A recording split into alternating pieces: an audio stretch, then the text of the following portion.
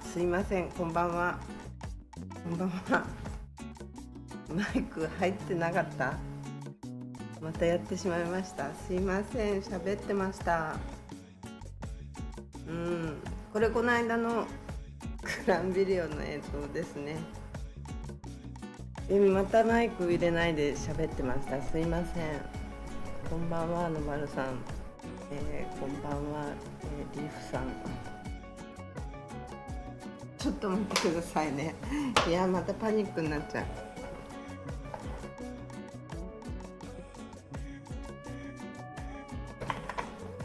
今ちょっと喋ってたのに何分ぐらい喋ってたんだろう。気づきませんでした。すいません。よいしょっと。今日も暑かったな。昼間はね、全然私の歩くところは全然雨が降らなかったですね。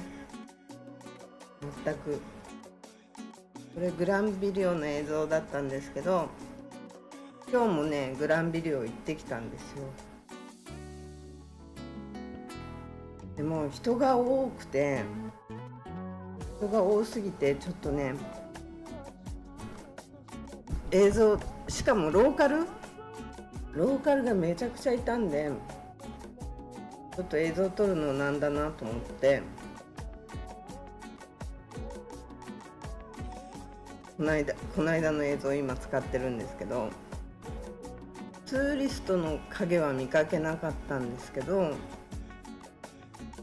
ローカルがめちゃくちゃいた。なんかイベントやってたんでしょうね、あれで。たまたま後であれなんですけど、映像が出てこないとちょっとあれかな。ちょっと待ってくださいね。ちょっと喋っちゃって、マイクなしで喋っちゃってたから、ちょっとパニックに陥ってます。もう一度初めから戻ります。ちょっと待ってください。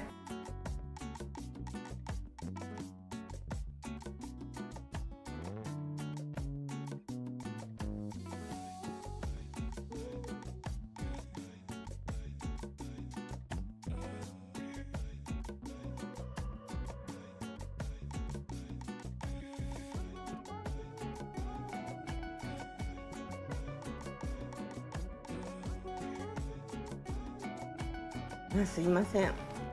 お待たせしました。で、今日本当にねグランビリオは人が多くて、ローカルのなんかイベントやってたんでしょうね。で今ねこれ今日撮ってきた映像、ローカルが多かったんで頂点の方を撮りました。グランビリオホテルの方はちょっと人が多すぎてちょっと撮れないなと思ったんで、これハファダイじゃない、グランビリオのタガタワーですね。で頂点ショッピングセンターのところのいろんなお店、どんなのがやってんのかなって。アスリートフットが広がってたのかな。これ2軒取って大きくなってた感じに見えたんですけど、中は入ってないんでちょっとわかんないです。ゴルフウェアとかいろいろこう飾ってあったんで、品物が増えたのかなと思います。ここじゃない、これの隣、ここの隣、ここおもちゃ屋さんみたいなガチャガチャ屋さん、子供の漫画とか鬼滅の刃とかそういうののいろんなフィギュア屋さん、フィギュアがいっぱい売ってるんですよ。日本のアニメ、特に日本のアニメのいろんなフィギュアが売ってたり、もうアニメのいろんなものが売ってますね。多分みんな中国からなんだと思うんで、大きな声では言えないよねってやつだと思うんですけど、でも長くやってますよね。多分ずっと前に行った時にオープンしたばっかりだって言ってたところがまだ今やってるんで、ここ頂点のショッピングセンターの中から、ガラパンの方に向かったところに、この間視察団の人が言ってた可愛いカフェ、オハスっていうところと、ここなんて言うんだろう、角のとこ、ちょっと名前がわかんない。この角のコーヒーショップのことを言ってたんだと思うんですよ。ちょっとどっちかのこと言ってたんだと思うんですよね。可愛いカフェがあったって言ってたんで、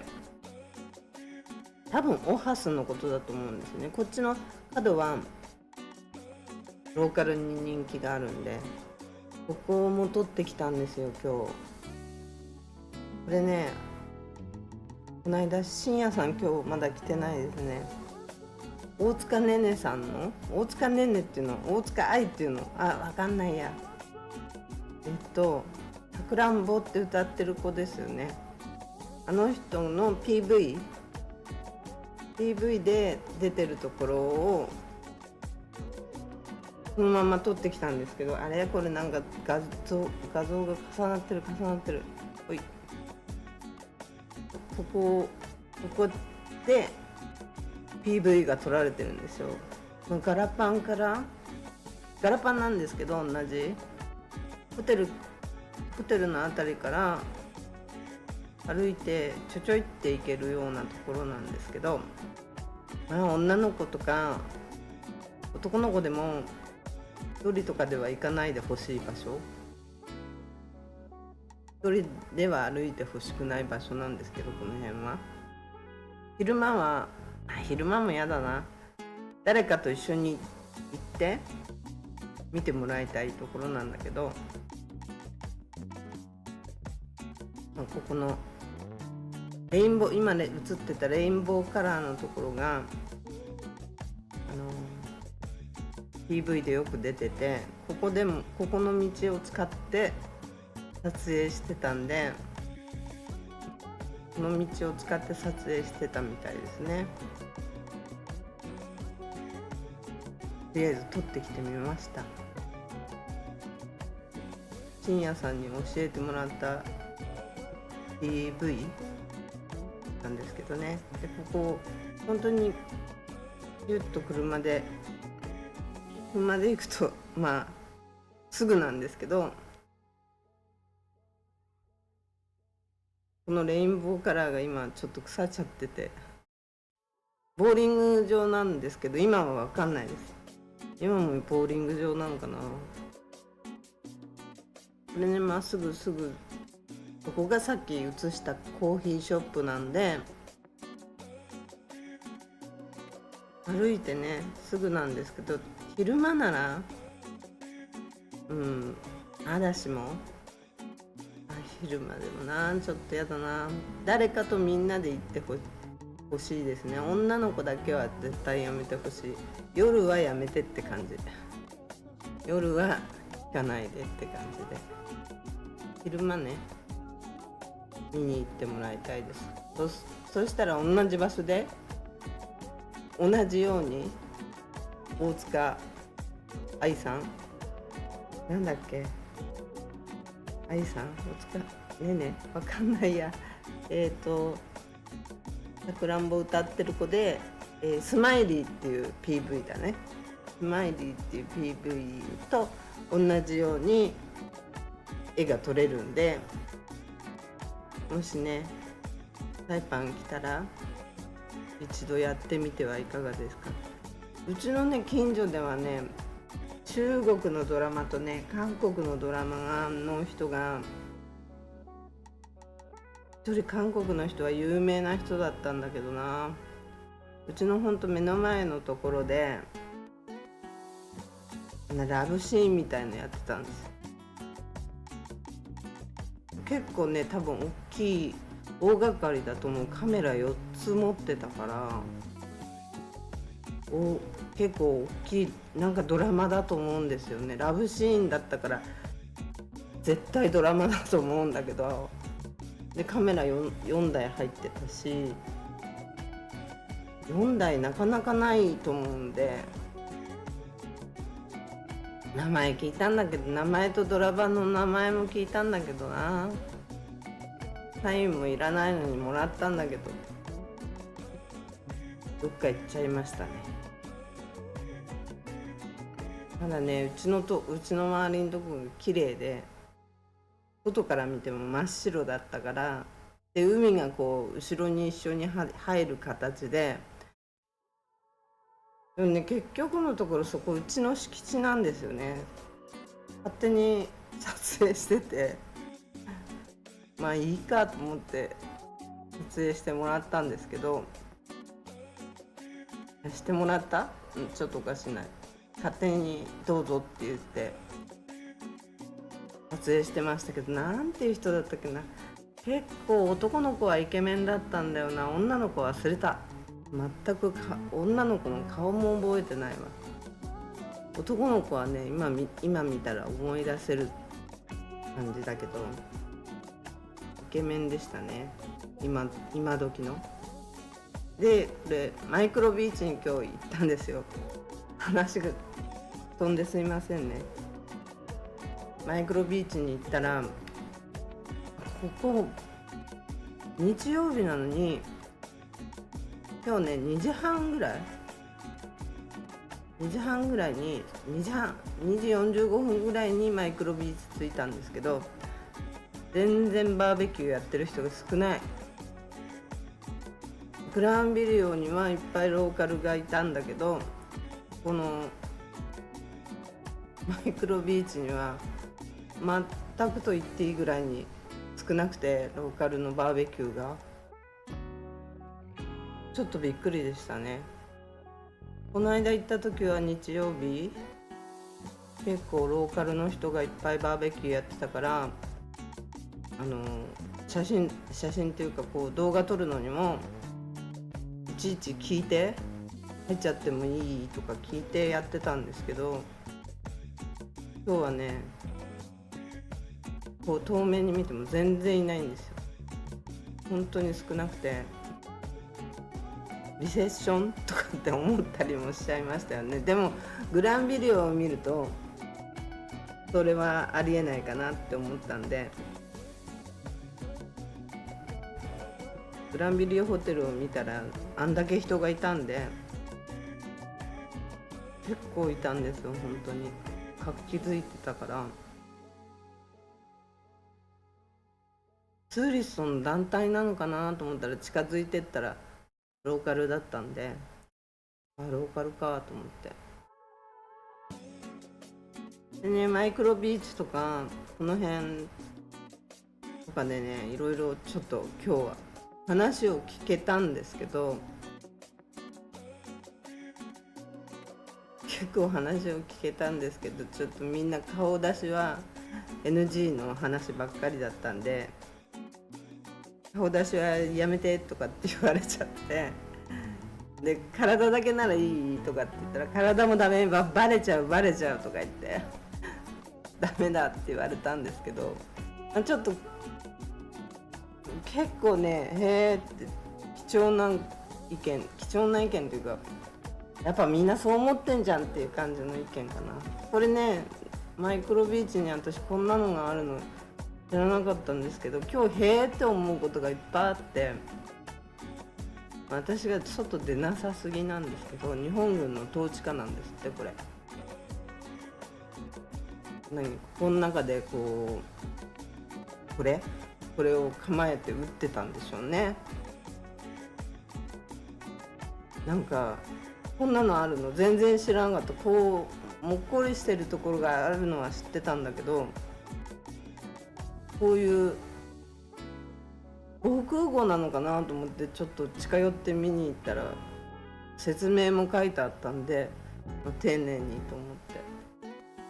ちょっとね中を入って映す気はしなかったので、遠目にこう中にこう人が結構入れる感じのところでしたね。こう海側に向かってこうピストルガンを出す状態なんでしょうね。それで撃っていくんじゃないですかね。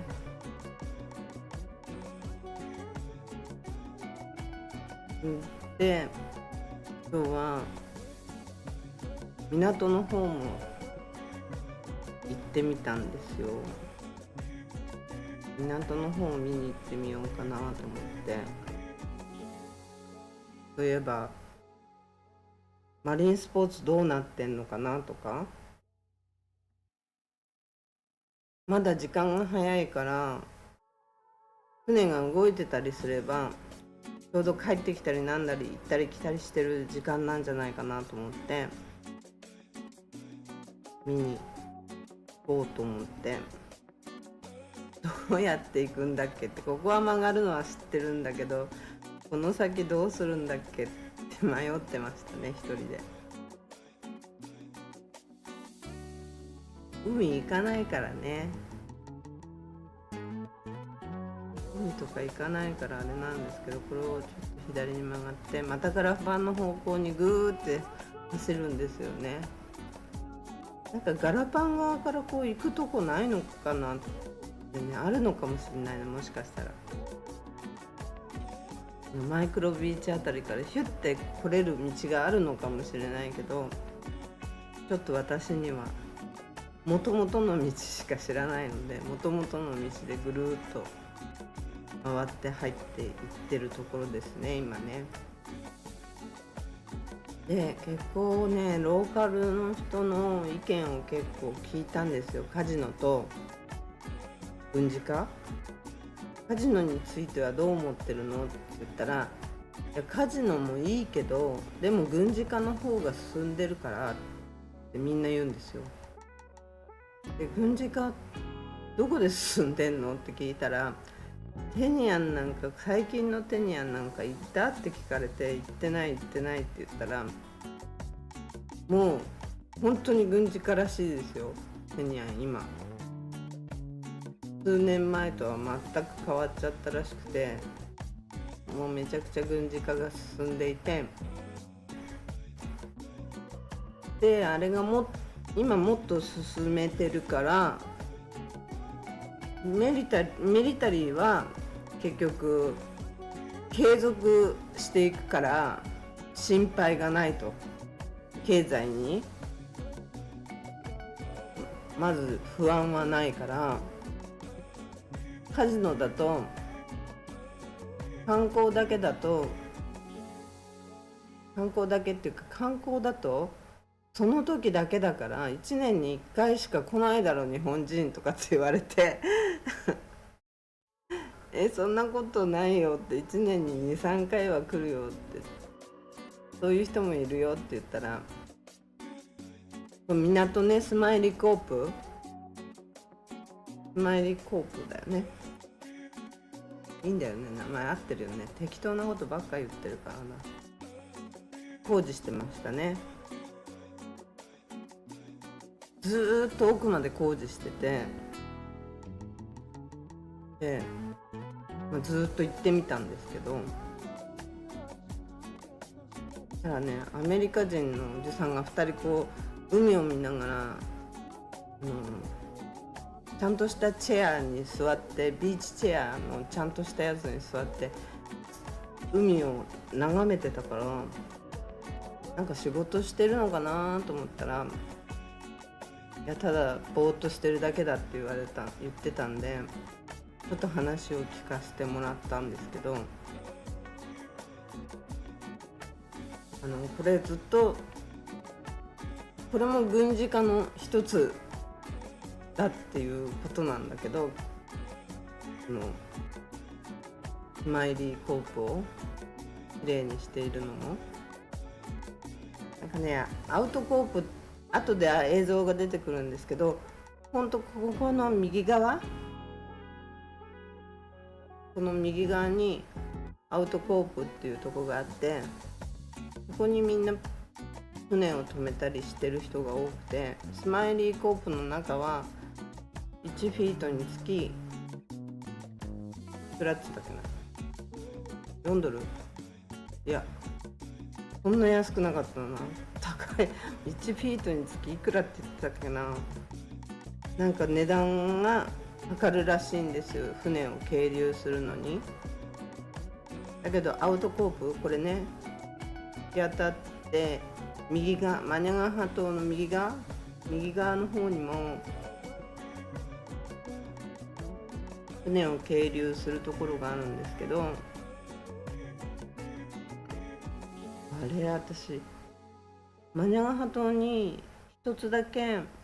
れ取ったんだけどな、どっかやっちゃったかな。マニャガこの先端に行った時にマニャガハ島から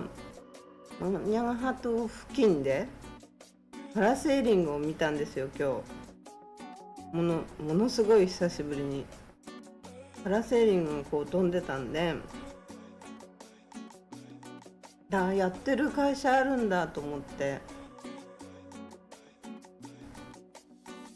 この先端まで初めて行きましたね、私。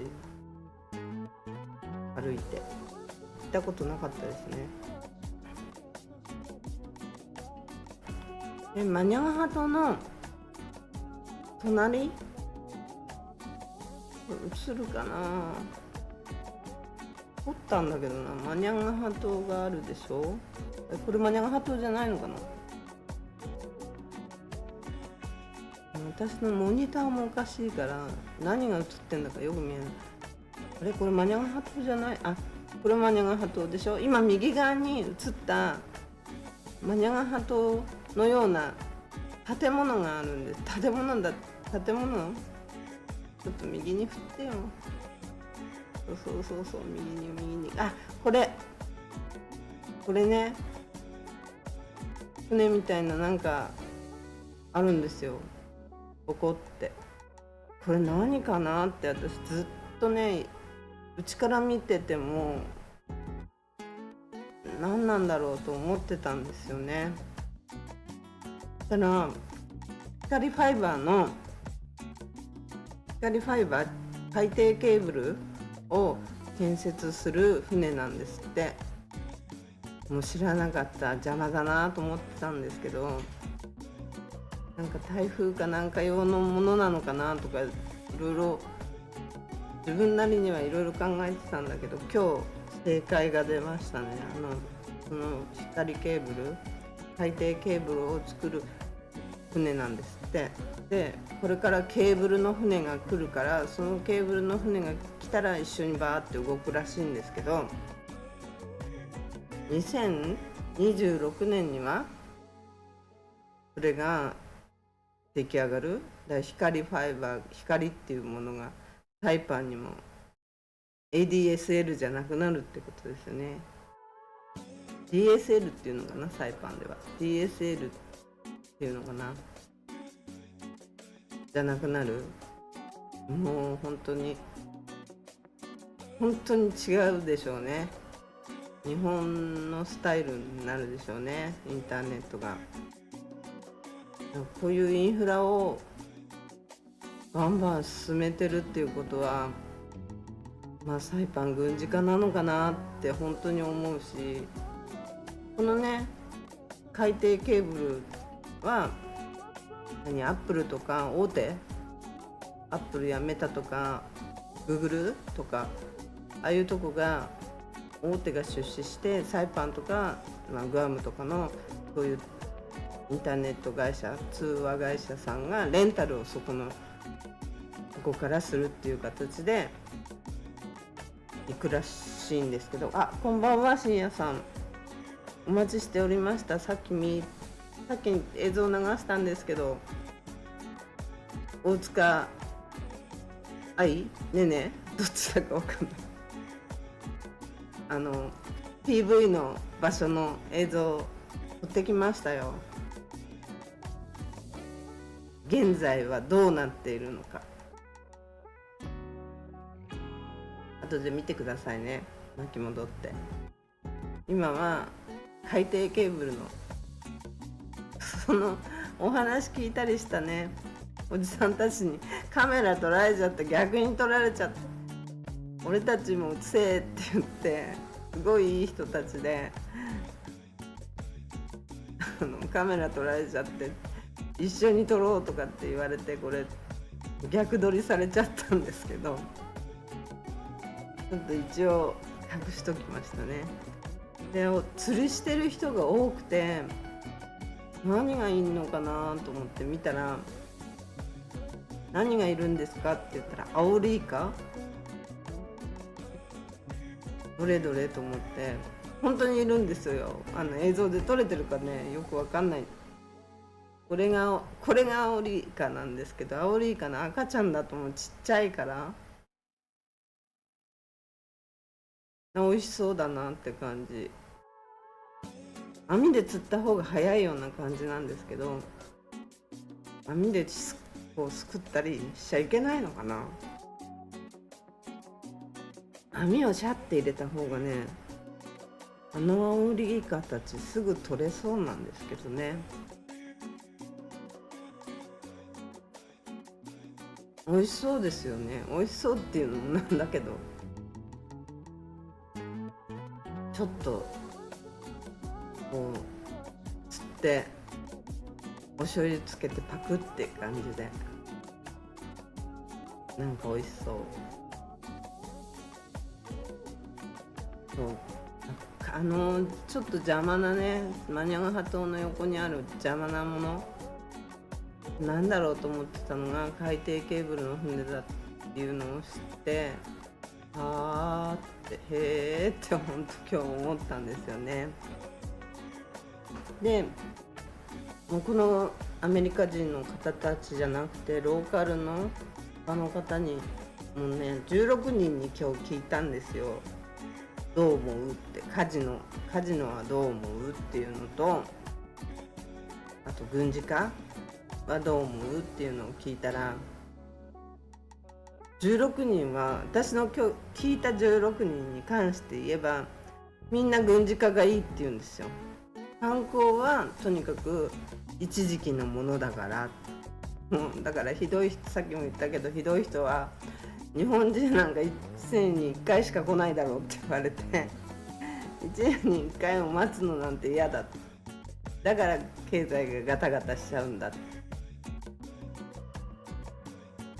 からこそ軍事化の方がずっと安定して、でテニアンはもう今すでにもう本当に軍事化の島になってるんですって。だからダイナスティ、テニアさんが言ってたこの間ダイナスティ、あれもそういう軍事の人が使ってるらしいですよ。だから結構テニアンの雇用がこれから増えていくっていうこともあるし、どうすんだろう。でもテニアンは練習とか演習とかそういうことをやるんだと思うんですよね。でそこに通うお偉いさんたちはサイパンに住むと思うんですけど、サイパンに住んで通うのかな、30分ぐらい、30-40分かけて通う、それはありえないか。上の人がテニアンに住んで、下の人がサイパンから通う、どっちかな。どっちにしてもテニアンにみんな住むわけじゃないと思うんだよな。だからサイパンがどんどんこれからもうテニアンがめちゃくちゃ軍事化が進んでるらしいし、だから2026年この海底ケーブルも2026年が出来上がりのめどって言ってたから、2026年にはちゃんとはいかないんだろうけど、来年だもんね。無理だよね、あそこにずっと止まってんだもんまだ。ずーっと止まってるわけだから無理だと思うんだけど、来年再来年次の選挙までにはそんなに早く出来上がる？あんなところにポツンって止まってんのに。テニアンのホットペッパー懐かしい。サイパンでいっぱい売ってますよ、テニアンホットペッパー。これ今の映像、道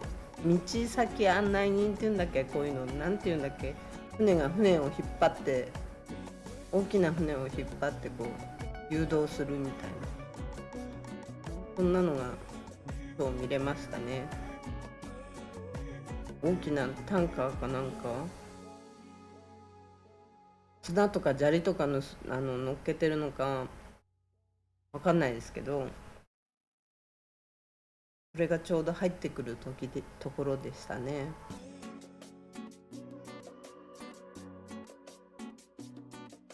テニアンのホットペッパー懐かしいって、さっき私本当に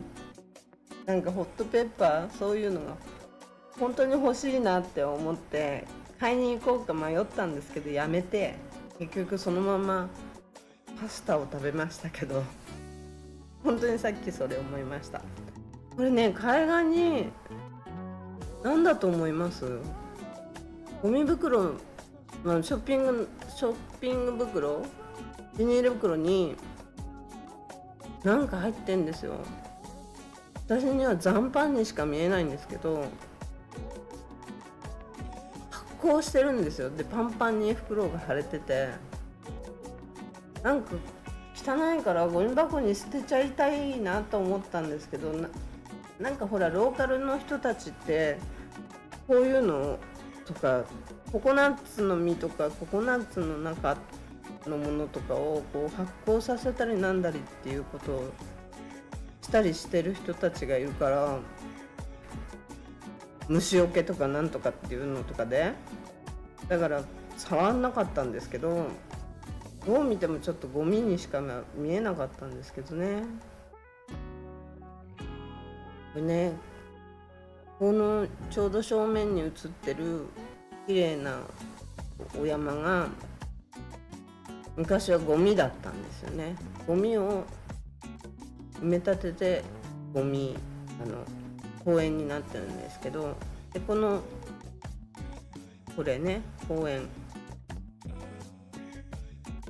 になってるんですけど、こうやって映像で見ててもアナックスのとこって結構外壁きれいに塗られてるから真っ白で綺麗なんですよね。なんか綺麗にアナックスのとこが見えて、でタポチョ山があってね、あそこもタポチョ山も私はちょっと行けないですけどね、私の車じゃちょっと無理なんで行けない。タポチョ山行きたいなとは思うけど行けない。でね、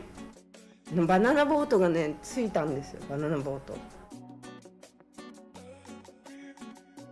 お客さんを乗っけてるわけじゃなくて、ただバナナボートがこう着岸してきたから、何これって聞いたら、マニャガハ島でバナナボートの予約が入って、やってきたんだよって言うから、あっちの方でやってるんだと思って、で韓国の会社なんですよ。これはね、マニャガハ島でお金もらってる人たちですね、政府の BPL さん、入島料もらってる人たち、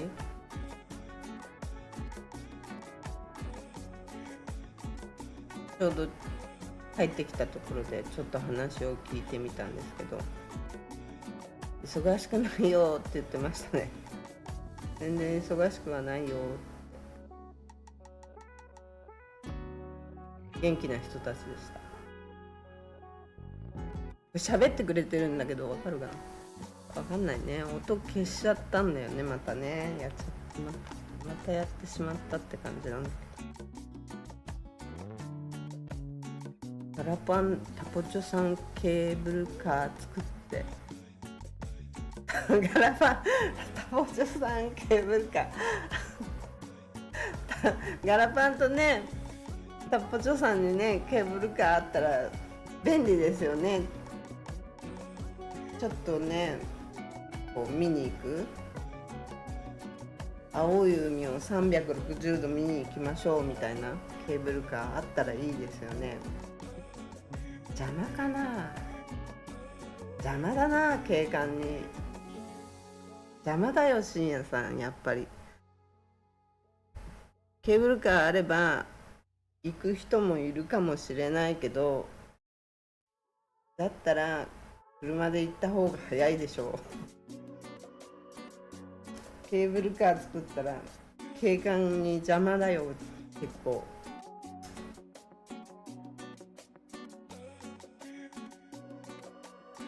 綺麗な景観がちょっとダメですね、ケーブルは。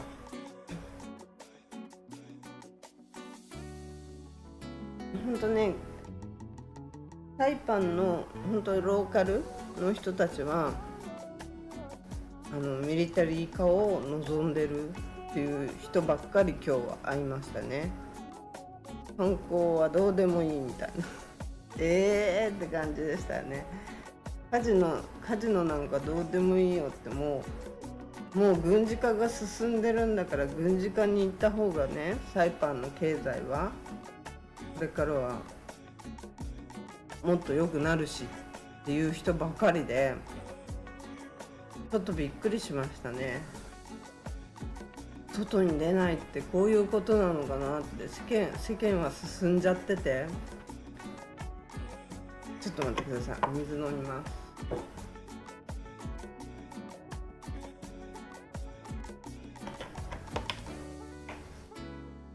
すいません。もう世間はとにかく進んでる。私はなんか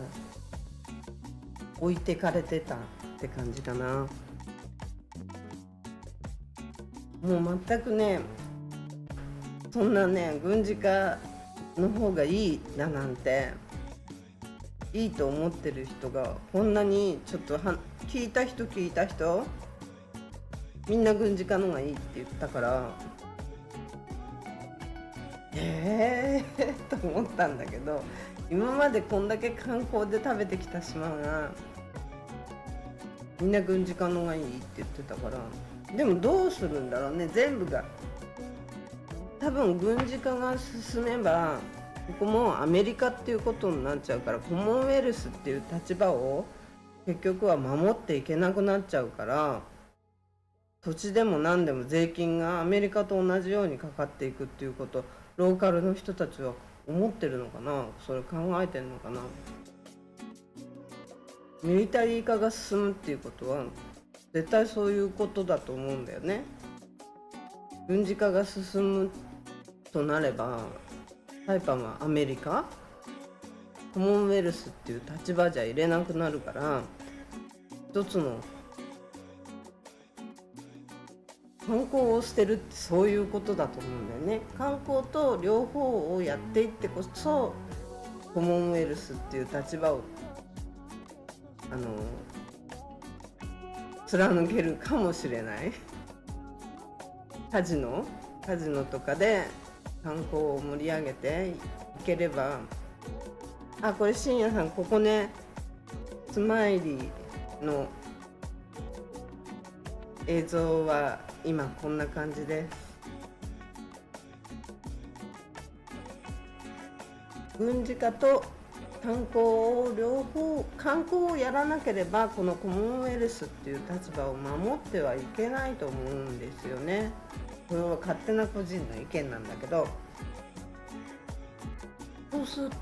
と軍事化ばっかりを力入れていくともうアメリカってことになっちゃうから、アメリカっていうことは全てをアメリカのことを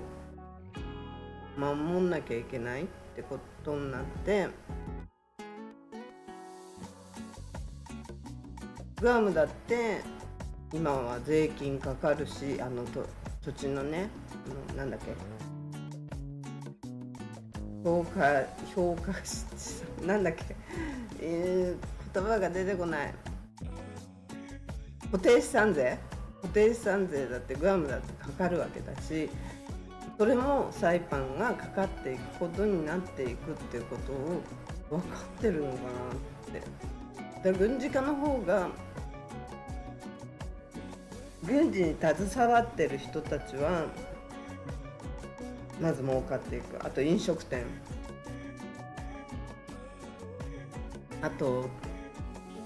どんなとこかな、飲食店はね必要不可欠だと思うんだけど、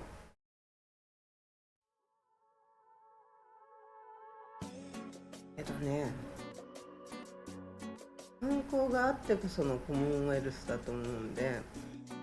だからカジノを捨てる、カジノはもういらないや、観光はやめちゃいましょうっていうことになったら、政府関係で働いてる人はまだ生き残っていけるけど、そうじゃない現地の人はどうするのって思うし、もっと恩恵が出るのかな。どうなんだろう、軍事化になったら。でも軍事化がもうめちゃくちゃ進んでいることは確かなんで、テニアンは前のテニアンとは全く違うそうです。今行ってみたらびっくりするよって言ってました。一般の人が入れない場所だらけだしっていうことも言ってたし、そんなに軍事化が100キロ平方メートルくらいの島なのにね、もうちょい大きいか、小さい島なのに、野菜はどうなっちゃったんだろう。野菜畑作ってるって言って、畑が結構成功してるって言ってた、書いてあったから、それが心配。サイパンとかテニアンって土がないから、土を運んでって買って購入してこう畑を作ってるはずで、その野菜を今やっとグアムとかに出荷できるようになったって言ってるところ、軍事化が進んじゃったら畑ダメになっちゃうよね。そんなことないのかな、そんなことないのかな、分かんないけど、まあそういうことがたくさんあるみたいで。でもちょっと話が戻っちゃうけど、この深夜さんいいよね。このロケ地で使ったところが今どうなってるのか見に行くとかって面白いなって今日思った。今日は大塚ねねだか愛さんの PV の場所だったけど、また違う日にはまた違う人の場所もやっていきたいと思いますね。狭い島だからね、もう映っちゃってるところもあるからね。撮影で使ったところバンバン映ってるけど、今はこんなになってますよっていう感じで、グランブルーとかっていう、グランブルーって言ったかな、アパートが映ってたから、多分あそこの一角でずっと撮ってたんだと思うんですけど、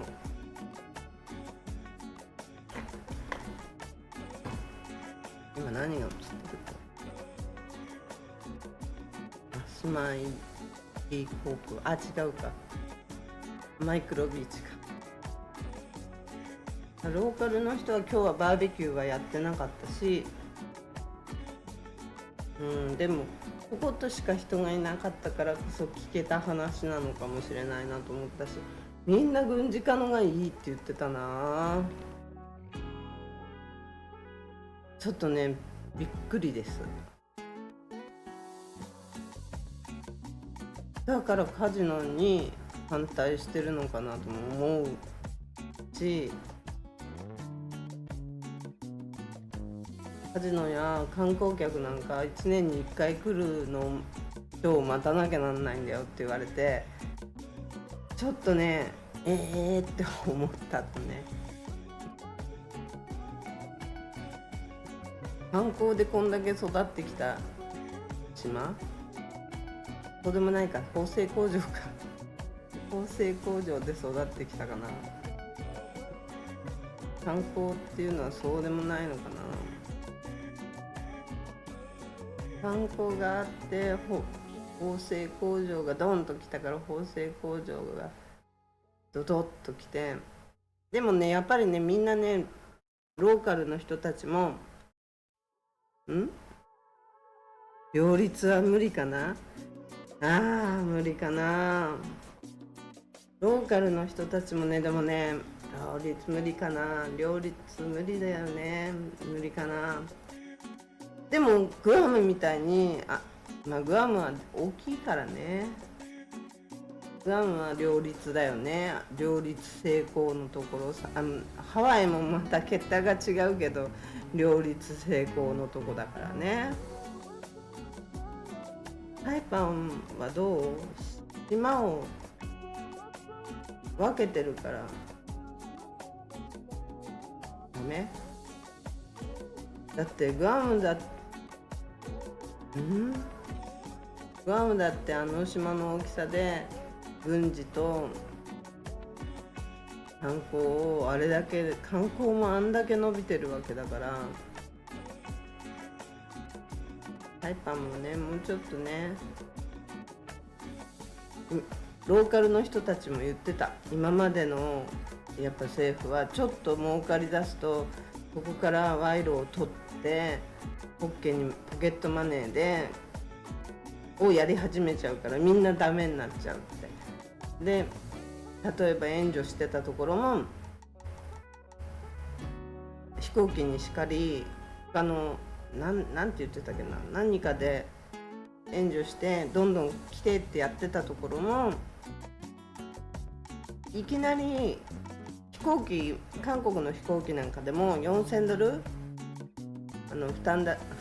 っちが援助しますよって言っといて、それをいきなり来始めたらいきなりやめちゃうから、あれを3000ドル2000ドルとかにちょっとずつ減らしていけば続けられたと思うのに、いきなり減らす、あいつらは何なんだとか言ってましたね確かにちょっとずつ減らせばね分かんないかもしれないのにね、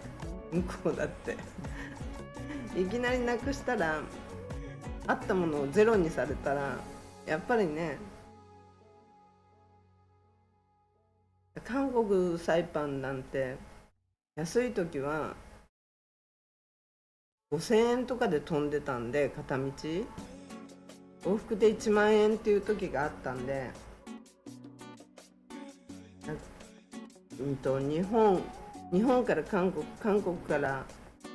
サイパンって来た方が安い時期もあったみたいな感じ。インチョン空港で焼肉でも食べるつもりで行ってくれれば全然余裕でサイパンに安く来れたっていう時期があってけどね、やっぱ両立は無理かね。一つも無理だったんだからね、できなかったんだから。今までみんなとにかくみんなローカルの人が言ってるのには裏金、ポケットマネー、賄賂、そういうところがねもう今まではねたくさんありすぎたって言ってましたね。画面じゃ言えないけどって言ってた。顔を出しては言えないけどって、体だけならいいじゃんって言ったら体だけでもバレちゃうからダメって、この島はって言ってそれぐらい意外ともう狭い島っていうことが分かってるのに、ね、バレちゃうっていうようなことをみんな言うんだよね。ローカルの人はダメダメって分かっちゃうからって言うんだけど、それで言ってね、私の12年前の事件がね、誰だか犯人が分からないって、名前も分かってんのに分かんないわけないじゃないね。名前が分かっててその本人を探せないっていうのは意味が分からないことを言ってんだよね、ポリスたちはね、いまだに。しかもね、2月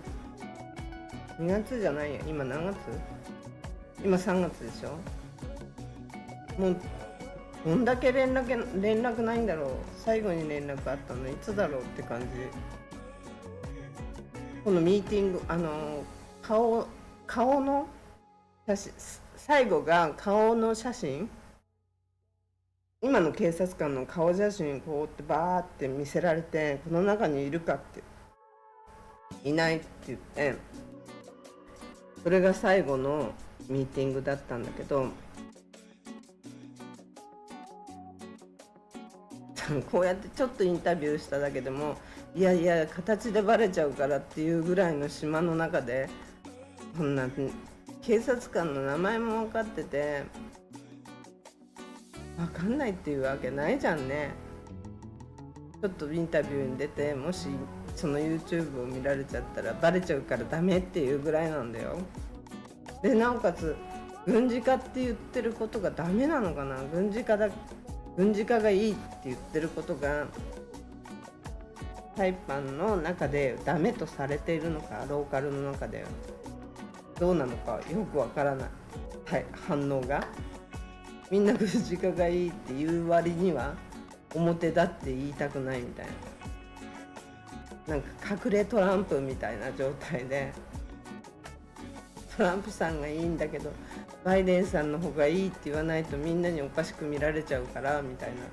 そういう状況なのか。観光の方がいいって言わないとみんなにおかしいって思われちゃうから軍事化とは言えないよ表だってはって感じの雰囲気が伝わってきて、でも軍事化がいいって言ってたから、ホテルなんかはね、このまま全然軍事化になってももっとやっていけると思うんだよね。あと飲食店、どうなの。お土産店って微妙なんだよね。4ヶ月に1回交代があったりするから、お土産屋さんもあってもいいのかもしれないなとも思うし、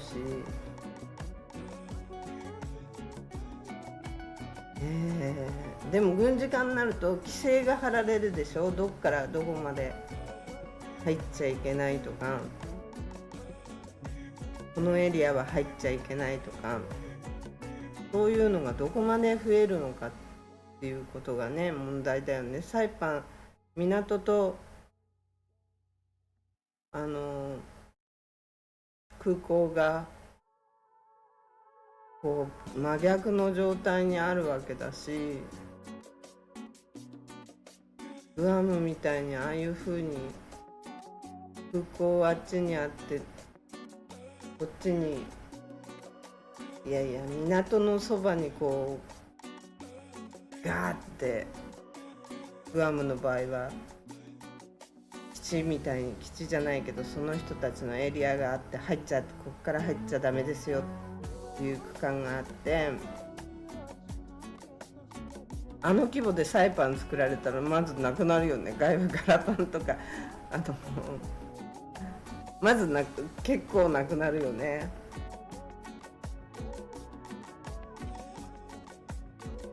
ちょっと小さい規模としても、今のロアベースあたりじゃことは足りないだろうから、どうなるんだろう。軍事化となるとどうなるのかがね、想像できない。テニアンはもう本当に軍事化になってるんだよっていうのは何人もに今日聞いたから、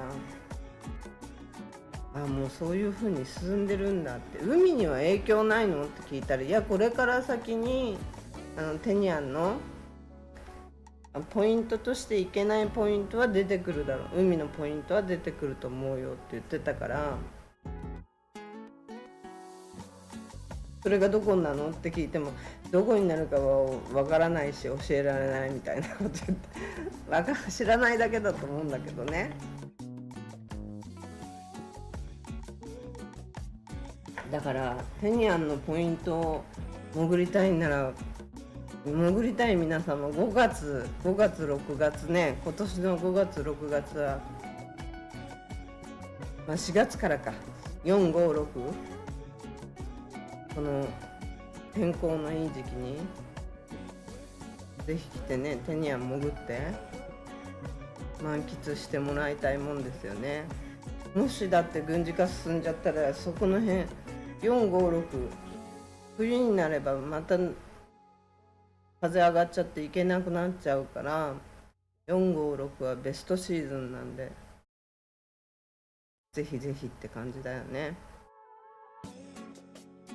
テニアン綺麗だからね。そろそろ万歳の季節もそろそろ風が収まってくるから万歳の季節も始まるし、3月末ぐらいからかな、早ければ。456とベストシーズンだよね、万歳。ダイナミックな地形とダイナミックなお魚と戯れるのにはちょうどいいっていうか、どうなるのかな、アグアムじゃない、軍事化、サイパンの軍事化があんなにね、本当にローカルの人が軍事化って騒ぐっていうか、あんなに思ってるとは思わなかったから、ちょっとびっくりです。ちょっとじゃない、かなりびっくりです。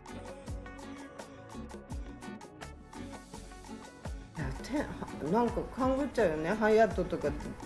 デューティーフリーはそういうことを踏まえての撤退なのかとか、もう上の方の人には知らされてるんちゃうかって思っちゃったりもなんかするよね。どうなんだろうか。ボヌさん、ホヌさん、こんばんは。テニアンのポイントに行けなくなるなんて困ります。そうだよね。ボヌさんかな、ホヌさんかな、見えな、ホヌさんかな、ホヌさ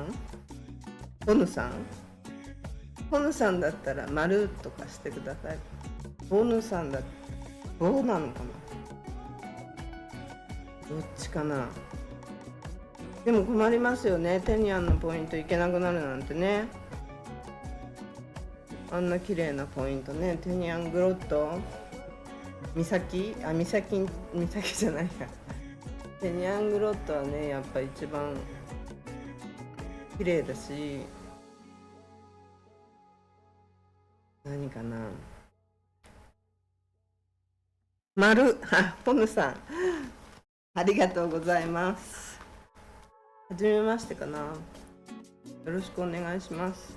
ね。テニアンはもう本当にかなり、今日ねいろいろ話聞いたら、かなりグループじゃなくて全然別々の人に話を聞いても、みんなテニアンはすごい軍事化、もう今言ったら全然違うよって言われて、入れない場所もいっぱいあるしっていうことなんですよね。だからこれから先、海にもっと軍事化の開発がテニアンは必ず進むわけだから、進んだらテニアンのポイント行けなくなるっていう可能性は出てくるわけじゃないですか。ローカルの人はもう絶対制限がかかってくるよって言ってる人もいたから、ほぼ言ってる人だったかな。だからそういうことを踏まえると、今年の456、3月からのベストシーズンね、ぜひテニアンに来てサイパンに来てテニアンのポイント潜りに行ってください。サイパンもベストシーズンになるからね。テニアンのポイントね、あんだけ綺麗なポイント全部いけなくなっちゃうともうポイントの名前は忘れてきちゃったけど、テニアングロットしか覚えてないかな。と何があったかな。グリーンコーラルってテニアンだったかな、違ったかな。結構適当なこと言ってるかもしれない。忘れちゃったポイントの名前。ちょっと待ってください、お水飲みます。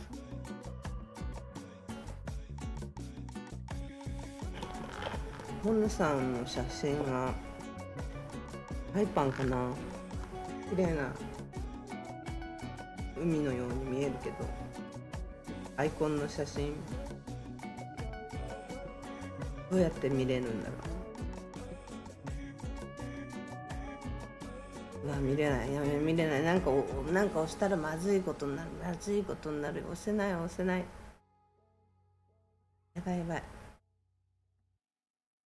もう変なとこ触るとね、私の場合変なことになっちゃうんで、 OBS の使い方も分かってない。テニアンを愛した男原田さんも泣いてるかな。原田さん、ゆっちゃん、タチョンガビーチ魚いっぱいいました。タチョンガビーチってどこだろう。お魚いっぱいいるとこあるよね。本野さん、そうです。やっぱサイパンの写真なんだ。なんかブルーで綺麗っぽいから、なんかサイパンの海の写真かなと思ったんですけど、タチョンガビーチってどこ？深夜さん、どこわかんないけどお魚いっぱいいるよね。前にソロモン流で撮影してた時にカメがわーって出てきたことがあって、そこのビーチにカメなんてほぼ出てこないのに、その時はカメがね3匹ぐらいバーって上がってきたんですよね、そこにね。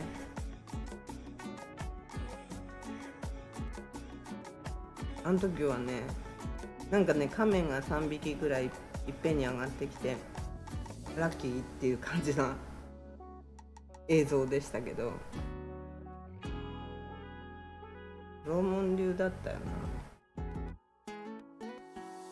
この撮影。確かそう。ひろみさんのソロモン流の時ですね。それが映像にしたかどうかは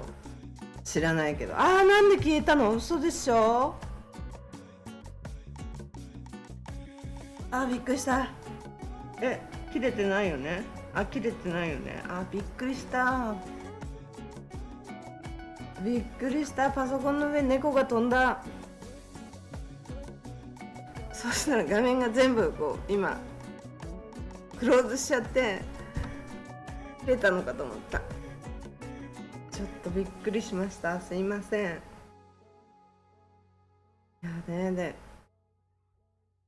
確かに経済的にでも言ったら、ローカルの人たちの言ってるように軍事の人たちはね、今月来ないとかってそういうのはないわけだから、言ってみれば毎日誰かしらがいるわけで、軍事の人たちって4ヶ月に1回交代みたいな感じがあるから、入れ替わりもあるし、そういうことを考えたらずっと安定してるっていうことはね、絶対あるんですよね。だけど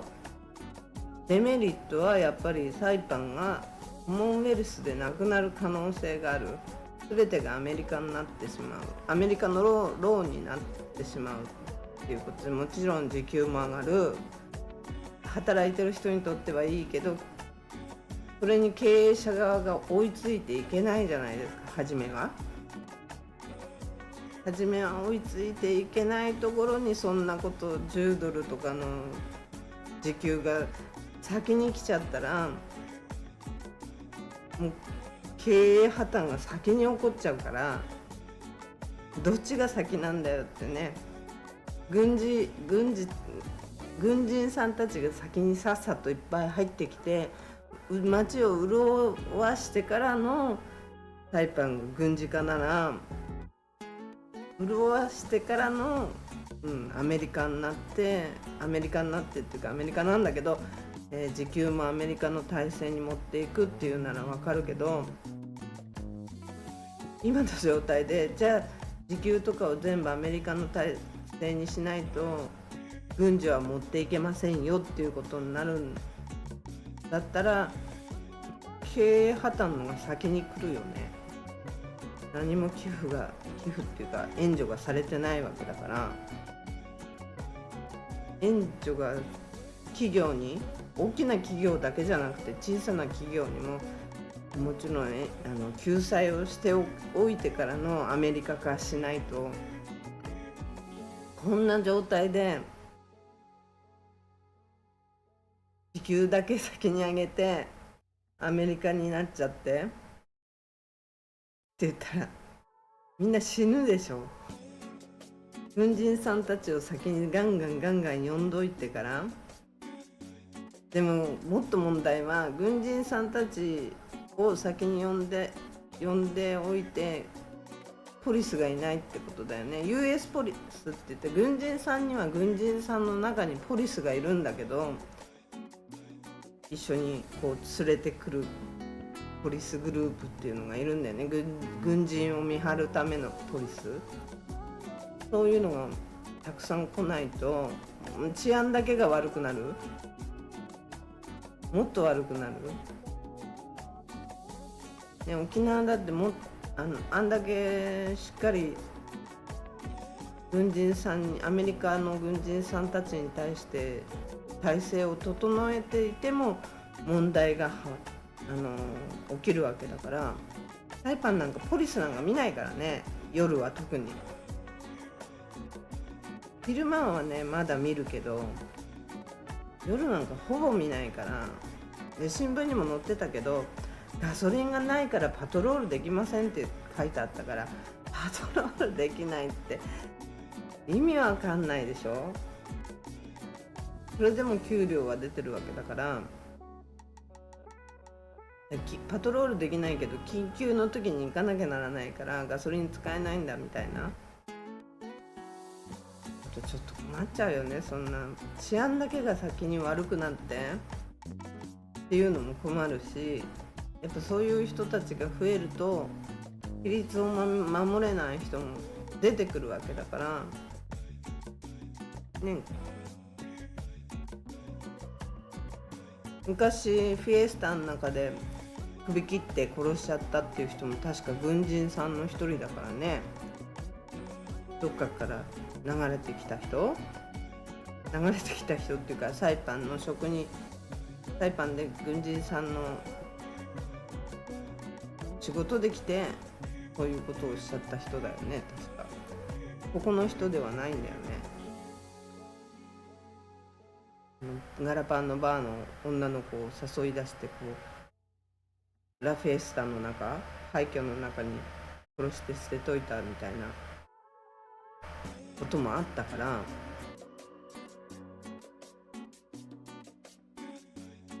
そういうことやなんかもやっぱ治安を守んないといろんなものが破綻していくわけだから、今のままじゃ絶対無理でしょ。どう考えても。私はそう思うよね。どう思いますみんな。治安だけは悪くなると思いません？そんなことになったら。だから軍人さんも先に欲しいけどアメリカ化に先にはしてほしくないし、もうとにかくアメリカからの救済がなければどちらにしろダメってことだよね。何話してたっけね、どう思いますかね。コヌさんの言う通りにテニアンの海がなくなるのはても困るし、ケニアに行くのってなんかボートで行くのもなんかサイパンから小旅行みたいな感じで楽しいじゃないですか。今実際スポーツボートで行っちゃうのかな、手にはもう分かんないけど、昔はカタマランみたいなボートで行くことが多かったんで、小旅行みたいな感じで昔のダイビングって1日2本とかしか潜んなかったんですよ。あんまり3本4本潜る人っていなかったから、午前中1本潜って午後1本潜って、であとはナイトダイビングやるかやらないかっていうぐらいで、もう絶対ナイトダイビングなんかしないっていうタイプだったんで、午前中、今考えるとなんで午前中あんな早く行かなきゃいけなかったのかな。8時ぐらいにグロットにいたっていう状態でしたからね。軍隊みたいな状態で行ってましたから。皆さん、海きれいですね。あの色のアクセサリートンに乗せて買いましたよ。どの色？海？色？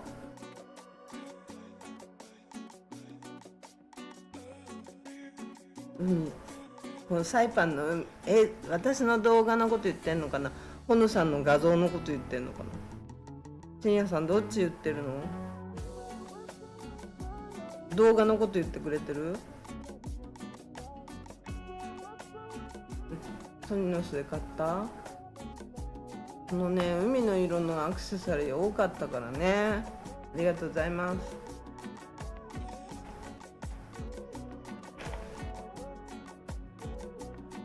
今も売ってますけどね。お水。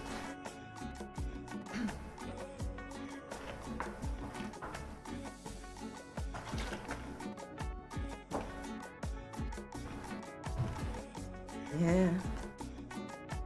動画ありがとうございます。シアンさん、綺麗だよね、海ね。なんだっけ、スマイルコープから見た海、ほんと綺麗だった。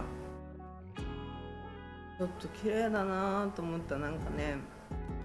今日風もなかったしね、風も穏やかだったんで、ないってわけじゃないけど穏やかだったんで、マニガハ島でパラセーリングを一機飛んでるのも見たし、でマリンスポーツをやってる会社がフォーリアンの会社でしたね。今日1個あったのが、で話を聞いてたんですけど、値段とか聞くと分かんないって言うんですよ。なぜ分かんないのかよくちょっと分かんないんですけど、ドライバーの人だったからなのかは分かんないんですけど、多分20ドルぐらい、多分25ドルぐらいとかだんだん上がっていくんですよ。ちょっと分かんないから、この辺はもう一回聞いてからにします。ボーリング場運営してます。そう、見なかったんですよ、深夜さん。後でね、映像撮ってきたのはいいんだけど、家帰ってきて編集してる時に、なんでねボーリング場やってるかやってないか見てこなかったんだろうと思って、ちょっとね足りないんだよね。抜けてる。間抜けだから、間抜けなおバカさんなので、ほんとね、帰ってきてからそういうことを思うんですよ。なんで見てこなかったんだろうと思って、ボーリング場やってたのかなって、私も同じこと思いました。本当に。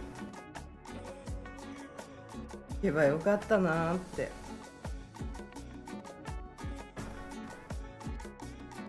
本当私も同じこと思って、そこまで歩いてたのに、フラフラしてたのに、これを聞かなかったんですよ。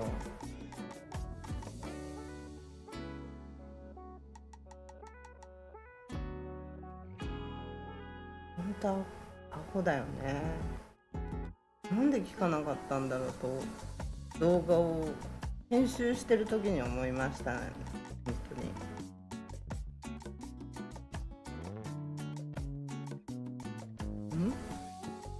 ノブルさん、テニアン行きたいの？テニアンね、テニアン島に行きたいわけじゃないでしょ。テニアンの海に行きたいでしょ。テニアンのね、海綺麗なんですよね。テニアンの海、ダイビングね、もしやってる人は今年ね、456ベストシーズンに来た方がいいですよ。本当にいつ緊縮域になるかわからないから。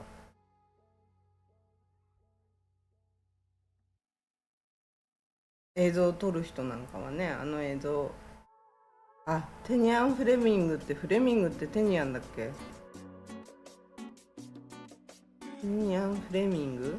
フレミングってテニアンだったっけ？あれ忘れちゃった。そこでビデオカメラ落としたんですよね、フレミングっていうポイントで。70メーターぐらいそこに落っこってっちゃって、黄色いソニーのビデオカメラがふやふやふやふやで、みんなでまた次の日行って、それを釣り竿で25メートルぐらいのところから釣り竿で釣ろうとしたんですよ。釣り竿で重りつけて、針が下に下がるよ、もうそこまで見えるんで、70メートルぐらい落ちてるとこは見えるんですよ、黄色いカメラが。だけどそこまで潜るのはもうみんな無理だから、25メートルぐらいのところから釣り竿でそのカメラを拾おうとしたんですけど無理でしたね次のまた違う日にも行った人がやってくれたんですけど、無理でしたね。本当あれはね、ちょっと悲しかったね。ひらひらね、黄色いカメラがね、ビデオカメラがね、ひらひらそこに沈んでいくのが見えましたね。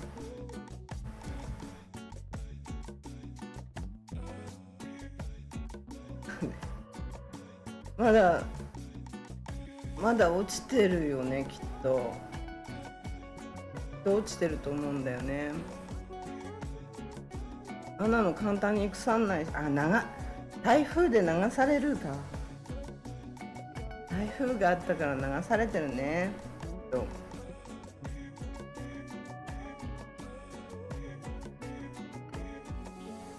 うだ、台風があったから流されてるか。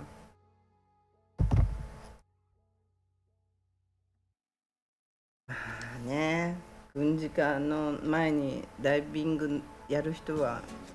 ぜひ行ってもらいたいなと思うんですけど、ぜひ行ってもらいたいな、来てもらいたいなって感じかな。青い海を、サイパンも綺麗だけど、ね、軍事化の前に一応行って動画でも何でも抑えてずっと撮っといてもらえればなとか思うんですけど、どうですかね。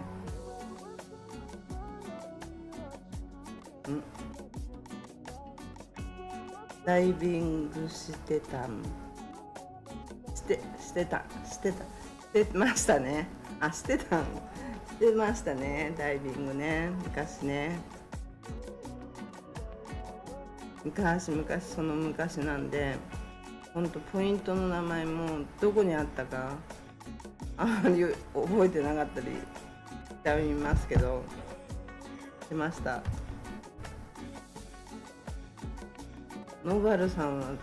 ししてないのかな。テニアン行きたいな。どっちの意味だかわかんないですね。カジノの意味なのか、ダイビングの意味なのか、ちょっとわかんないです。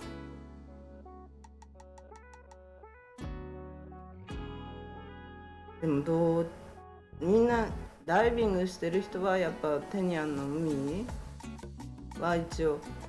守ってほしいと思いますよね、きっとね。軍事化反対と思いますよね。重要な場所だと思うんで、サイパンもどっちかって言ったら中国や北朝鮮から近いのはグアムよりサイパンなんで、結構重要な場所ですよ。昔の戦争の時もサイパン、グアムが重要とされて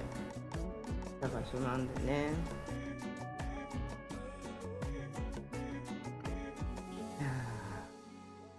今ダイビングしたいとは思わないですけどね。テニアさん、今はテニアン在住の方のブログが更新されてないので情報がわからないから寂しい。誰だろう。誰のブログかな。見たことない見たことないけど、誰かな。テニアンに住んでる日本人の人、昔は星さんっていう方とか鈴木さんとか、バーのなんだっけ、名前で忘れちゃった。バーの人は辞めたんだよね。退院したんだよね。あとは誰がいるんだかわかんないんだけど今。サイパンの中でも誰が日本人がいて誰がいないのかもわからないんで、だから結構適当なこと言ってると怒られちゃうから、あそこがやってると思いますよとかって言ったらやってないとか。この間もなんだっけ、さっき名前で原田さんも泣いてるかな。ゆっちゃんのダイビングショップもないそうです。なんだっけ、ゆっちゃんのダイビングショップ今ないそうですね。なんだっけ、フィッシュ忘れちゃったなんだっけ、今ないよって言われたんで、ないの、この間あるみたいなことを言っちゃったっていう動画で言っちゃったんですよ。すいません、ないそうです。フィッシュダイビングショップの名前忘れましたけど、日本の投資だったんで多分あるんだろうなと思って勘違いしましたすいません。今ないそうですよ。だからね、会ってない人のところをあるよって言っちゃうのはやばいと思った。ちゃんと聞いたりした話じゃないと、確認しないと適当なことは言えんなと思った。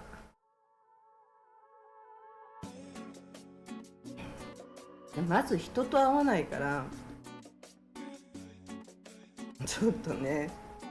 なるべく情報はちゃんと会って聞くようにして配信してるけど、こういうローカルの情報もちゃんと会って確認して人に聞いた話を言うようにしてるんだけど、新しい話をね、じゃないとちょっと怒られちゃうか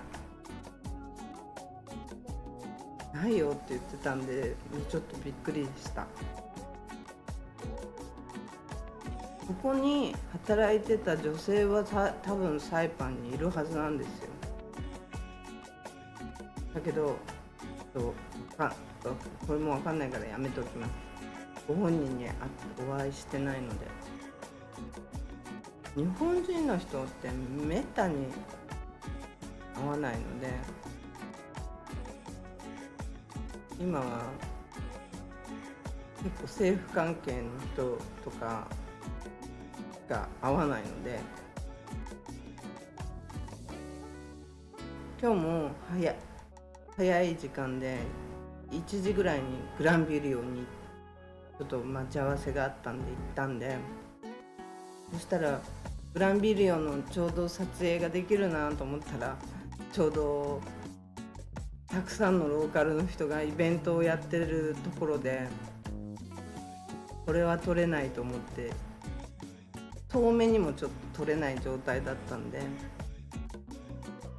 今日は違うこの間のグランビリオの映像を先に流しましたけどね。私この辺が工事してることも知らなかったからね。このなんだっけの山になってきた。またスマイリーコープのこんなとここんなに工事してるなんて思いもしなかったから、ちょっと今日行ってよかった。綺麗な海も見れたし、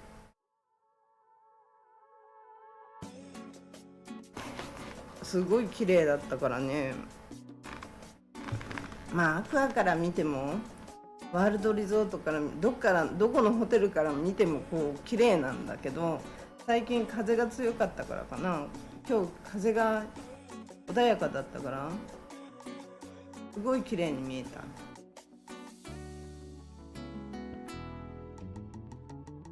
ねえ、軍事化と観光と両立っていうことになったら、本当にいいと思いますよね。グアムかサイパン、なんだっけ、ハワイミニハワイになってくれると一番いいですけどね。サイパンがちょっと政府がダメなところは、やっぱりアメリカの援助欲しいし、軍事化もなってほしいけど、サイパンの利権は守らせてねって言うから、アメリカも援助するのを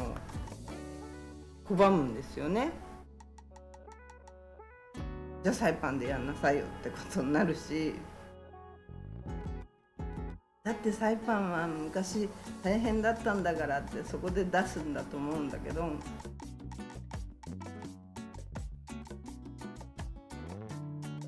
サイパン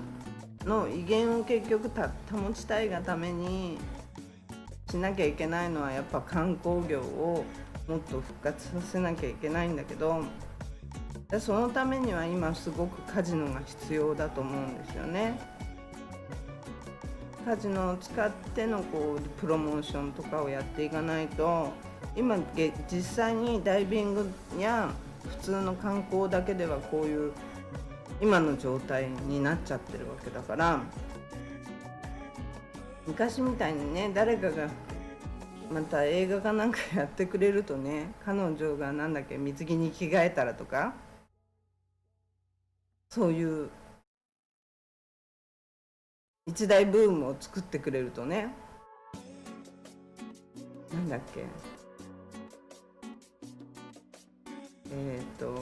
俳優の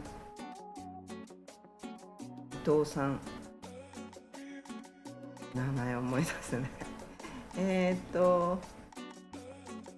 猿、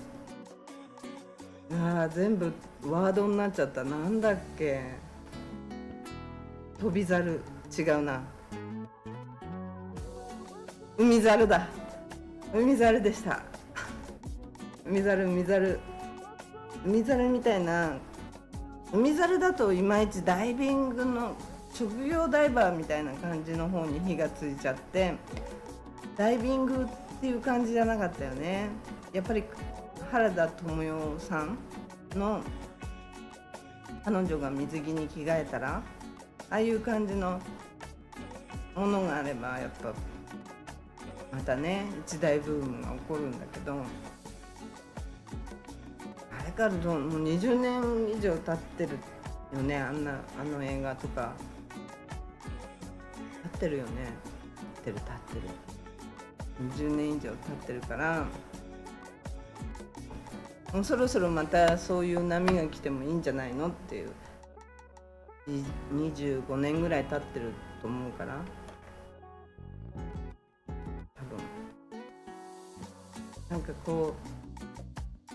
う15年とかそのぐらいのクールでいろんなことがもう一回戻ったりするじゃない。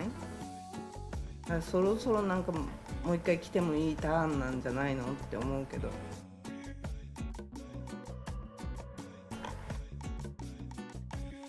まず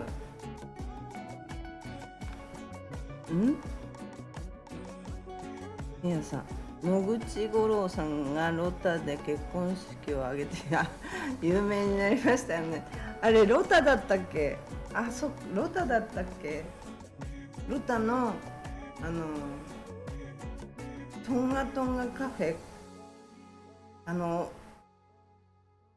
言ったかな、名前がちょっと出てこない。すごい私が強盗に入られた時も去年援助してくれたり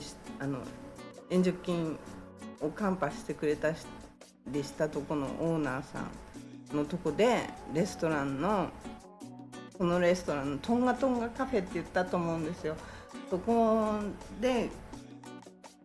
披露宴かなんかやったんですよね、野口五郎さん。そう有名になったよね。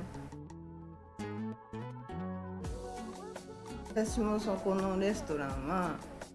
今やってないのかな、わかんない。やってると思うんだけど、すごい美味しかったんですけど、美味しくてひろみさんとかと行ったんですよね。ロタのトライアスロンの時。もうずいぶん前ですけど、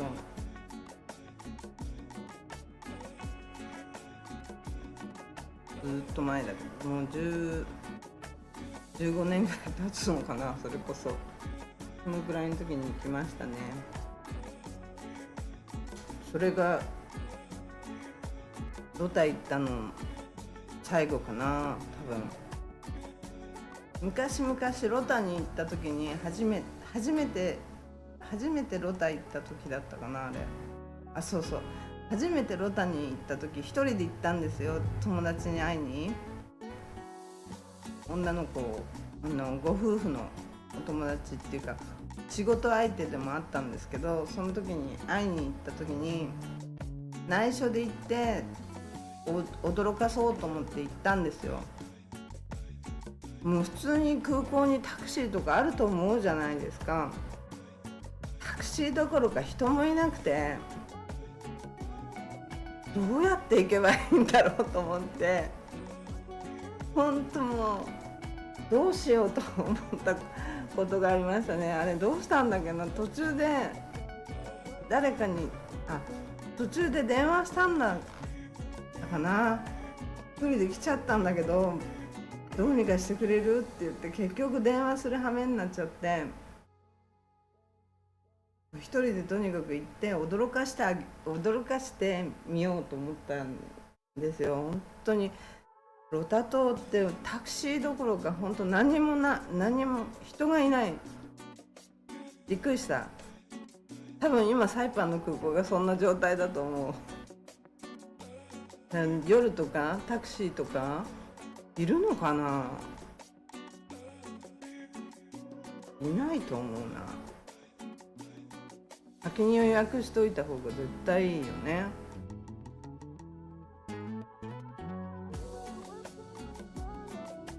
ちょっと驚かせに行ってあげようなんて言ってサイパンの空港来て誰もいないなんてなったらね、昼間ならまだしも夜じゃねどうにもならないからね。送迎は頼んどいた方がいいですよ。昼にも夜にもどちらにも。あんなとこで途方に暮れたら本当に困っちゃうから。空港あたりって本当に何にもないから、タクシーなかったら最悪なことになるから。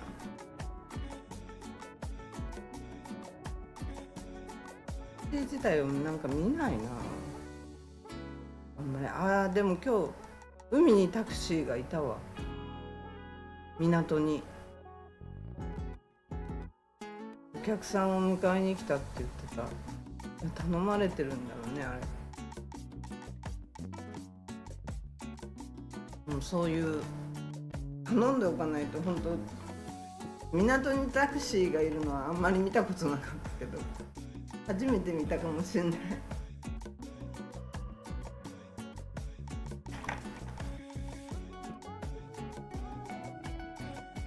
海は本当に綺麗だから、グアムの海より全然綺麗よ、サイパンの透明度って言ったら。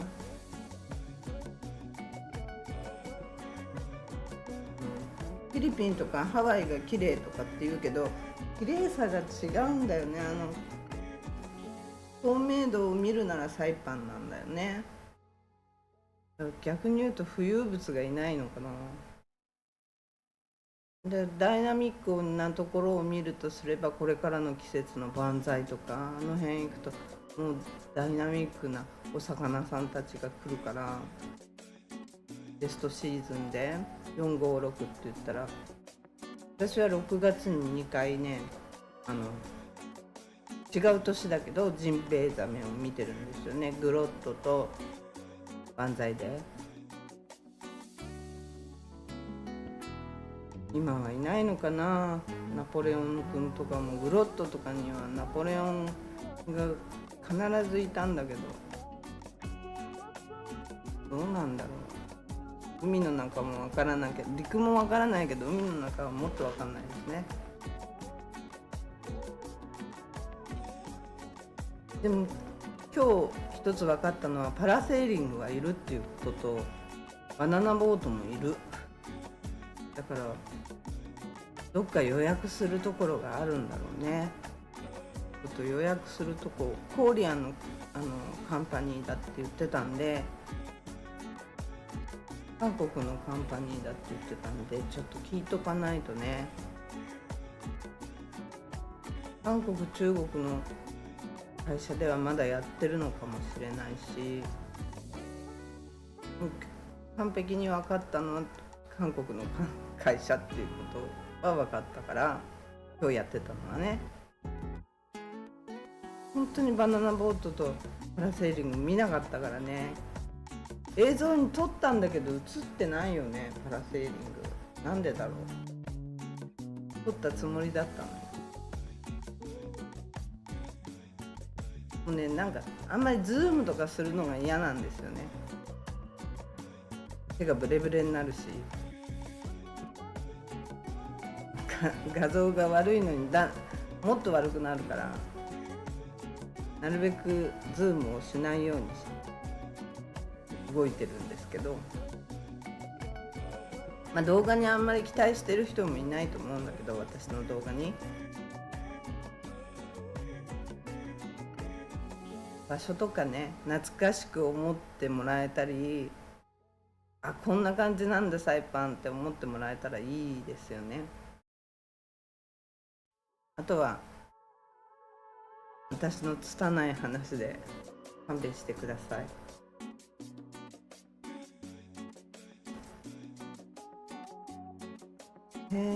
野口五郎さんね、昔は平渚さんとかもね来てたんだけどね。ハイアットのビーチで水着でこういたりしたことあったんだけどね。普通にプライベートで。今も綺麗ですよね、あの人ね。なんだっけ、坂上動物園に出てて、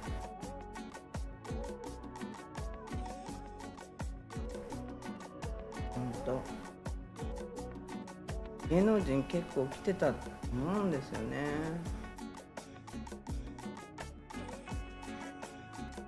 私この間まで、そういえばなんだっけな、角野卓造じゃねえよっていう人、なんとか春菜っていう人と、もう一人相棒の人がホランだと思ってたんですよ、ずっと。N スタに出てるホランっていう人があの人がやってると思ってて、同じ人だと思ってたんですけど、全然違う人だったんですね。漫才師の人がN スタをやってると思って、同じ顔してません？そんなことないのかな、こんなこと言っちゃいけないのかな、なんだっけあの人、名前忘れちゃった。でホランっていう人は違う人なんだって、この間なんかの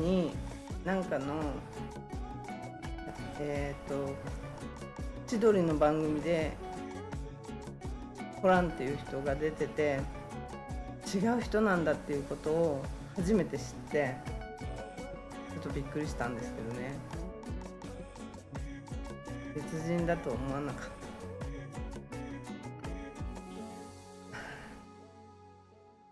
芸能人をよくわからない、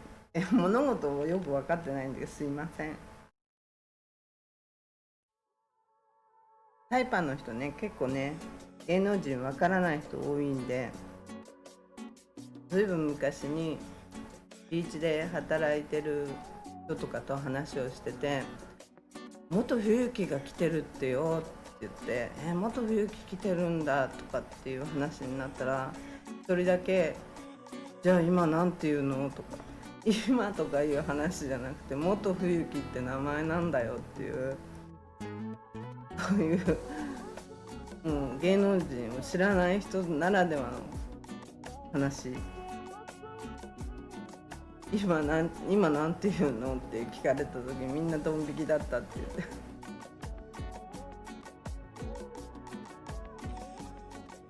今でこそね YouTube とかがつながるようになって、ちゃんと映像が見れるようになったから、こうやって配信もできるようになったから、昔一昔前まではね、深夜さんもご存知の通りダイヤル回線、本当ダイヤル回線だったから、今 ADSL になったから、まだこうやってね配信もできるし、遅れはあるけど、これから2人の時代が来る。2026年って言ってるけど、2026年にはあそこに船が止まってるっていうことはほぼほぼ無理でしょう。もう3月だし、2026年にまだ光は開通しないと思うんだけど、でもね、これから光っていうのも開通していくらしいから、あの船が動き出したら始まったって思えるってことだから、マニャガハ島の横の邪魔なほくろみたいなやつ、あれが動き出したらね光になるぞっていうことだから、ちょっとワクワクしますけどね。サイパンも持つかわからないけど、私自体も持つかわからないけど、頑張っていかなきゃいけないなって思ってますね。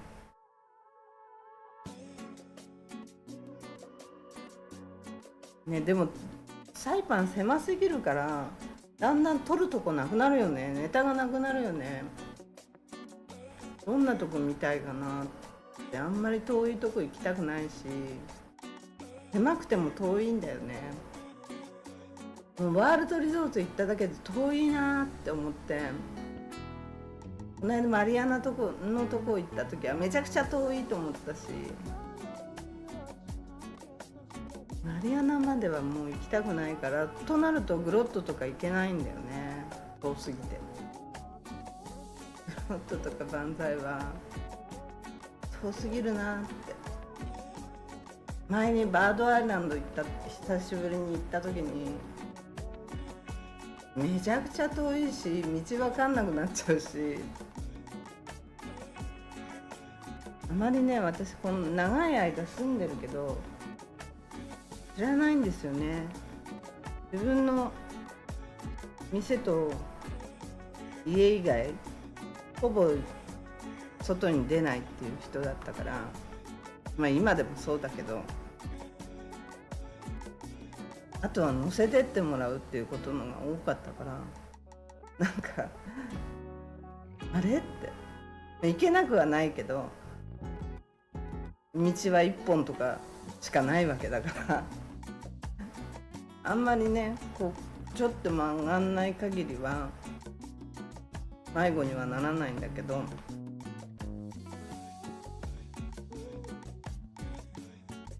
うね、お友達ん家に行こうとした時に山の中ぐるぐる回っちゃったことあったな。こんな狭くてもちょっと山の中ぐるぐる回っちゃうようなことになると結構怖いよ。車でもあれ歩きだったらもっと怖いと思うし、なんだっけ、サイパンにいたのは小野田さんだっけ、誰だっけ、あれ小野田さんはグアムだったっけ、横井さんがサイパンだったっけ。まあどっちにしてもああいう人たちはすごいよね。ジャングルの中歩き回ってたわけだからね。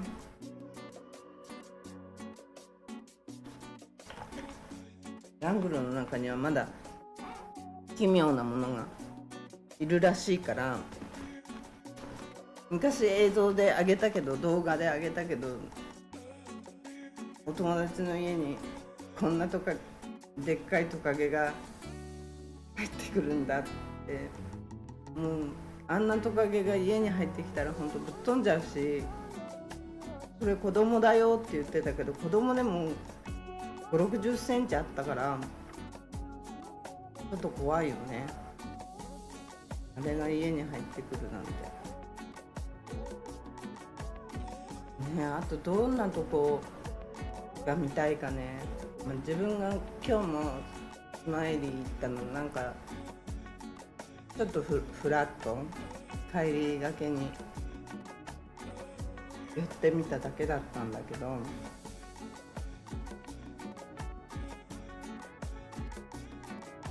この大塚愛だっけ、大塚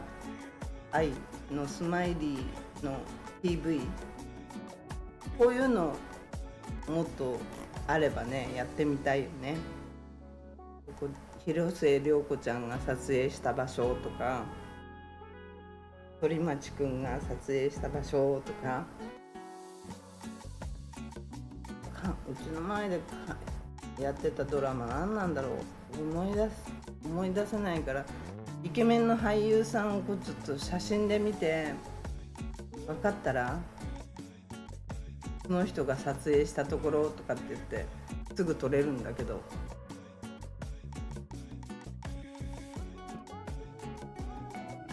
ね、ああいうのそういうのやってもいいかもしれないね。その人たちのファンがもしサイパンに来た時そういうとこに行けたらいいよね。なんか今日ちょっと違うチャンネルになってるかな、方向がずれてるかもしれない。こういうチャンネルでもいいかもしれないけどね。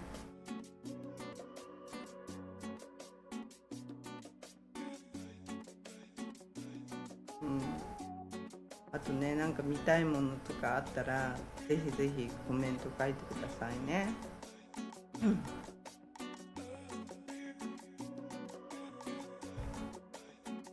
このね、深夜さん、ここ今映ったんだけどな、早かったな。この2階のとこにロシアンルーレットがあったんですよ、昔。今のとこの2階に。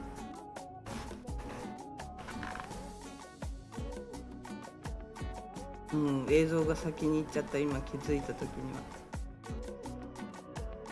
ちょっと残念。ロシアンルーレットとかもまた夢だろうな。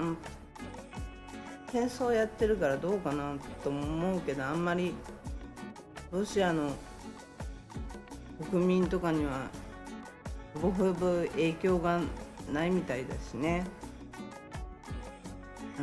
やっぱそこの国の治安が悪くなると、そこの人たちがお外に出稼ぎに行くっていうのが常なんで、だからもう中国だってあんだけ経済が発展しちゃうとそういう人も少なくなるし、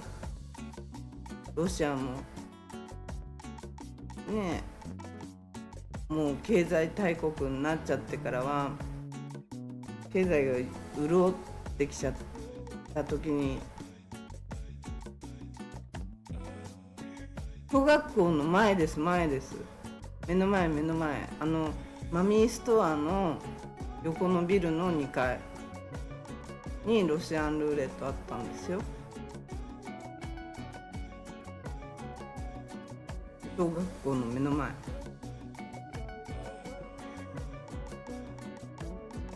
だからさっきかわいい喫茶店のコーヒーショップの隣にハンバーガー屋さんがあって、その隣にマミーズブティックがあって、その隣のビルの2階にロシアンルーレットじゃなかったっけ。確かそうだよ。あそこの2階にホールで踊るバー。だんだん自信がなくなってきちゃう。だんだん自信がなくなってきちゃったけど、あそこにあったんです。今度誰かに聞いてみます。古くからいる人に。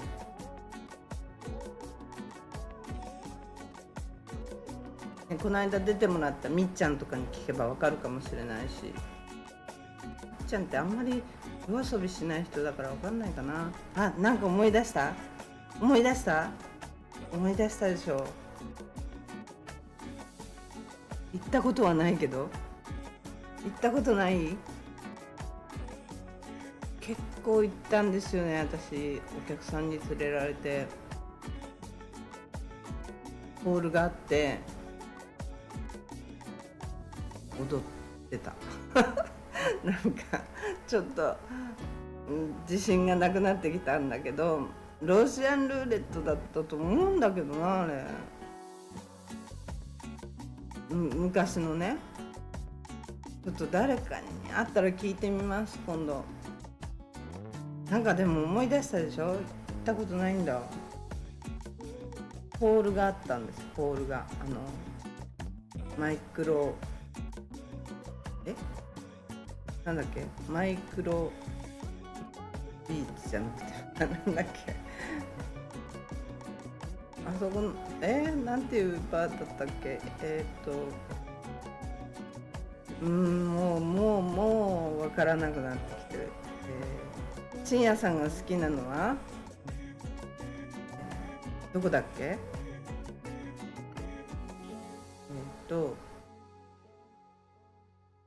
マイクロネシア派。マイクロネシアのように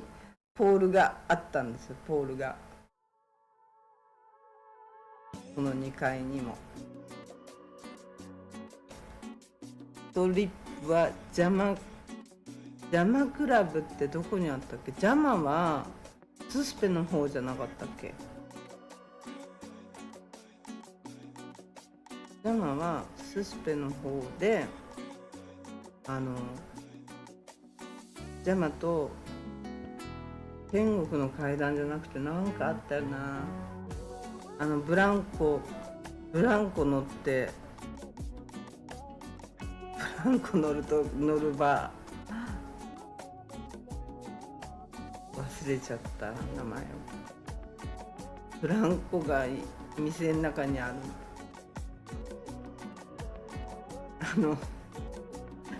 なんていうバーだったかな。ススペの方。ジャマクラブジャマクラブって多分スペの方じゃなかったかな。ストリップはキングスとかね、その後キングス、名古屋クラブってミドルロードのとこにあったのも一応ストリップだよね、あれ違かったっけ。一応ストリップじゃない。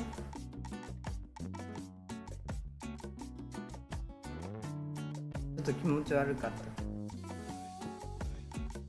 っと気持ち悪い思い方。昔はだからそういうのもねいっぱいあったんだよね。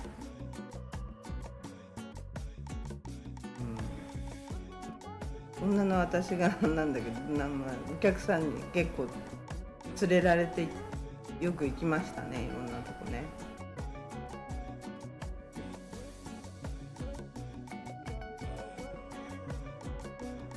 どこもないからね、今名前が上がってるところは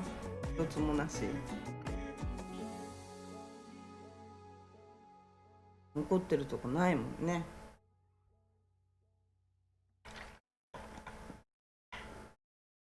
あそこにでも一つなんかバーがあったな。今日通った時に、ここまだやってるんだって思ったところがあったんだけど、ガラパンのパセオ・デ・マリアナの通りのパリス・クロワッサンっていうパン屋さんの上、昔火炎放射器かなんか投げ込まれたとこ、名古屋クラブ、怪しかったローカルしか行けない場所お客さんに連れられて行きましたよ、私。あそこちょっと怪しかったよね。ちょっとミドルロードからちょっと土手みたいなとこを降りたとこね、ローカルしか行けないような場所だったんだ。確かに言われてみればそうかもしれない。怪しかったもん。ちょっと気持ち悪かった。ちょっと気持ち悪かったね。店の中は綺麗とかそういう問題ではない。マイクロネシアとかああいうところと同じと考えてはいけないようなところ、普通の昔の日本にあった喫茶店みたいなところがそういう感じになって、古びた喫茶店がそういう感じになってたみたいなクラブでしたね。クラブとか名乗っちゃいけないみたいなところでしたね。あとはちょっとダイビングショップのこの間ちょっと LINE でダイビングショップどういうのがあるのか、今どこがあるのか知りたいって言われたんで、ダイビングショップ行きたいなと思ったんだけど、ショップ自体が今ないとこが多いのでちょっと難しいなと思って、ウェーブさんっていう韓国のショップはインタビューさせてもらってるんですけど、ちょっとイケメンくんがやってて、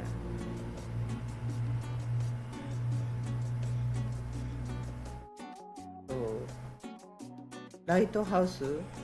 ていう日本人のケンちゃんっていうところも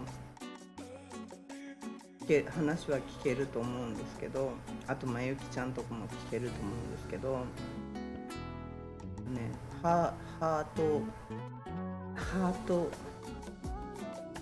忘れちゃった、店の名前。ごめんなさい、ちょっと調べておきますね。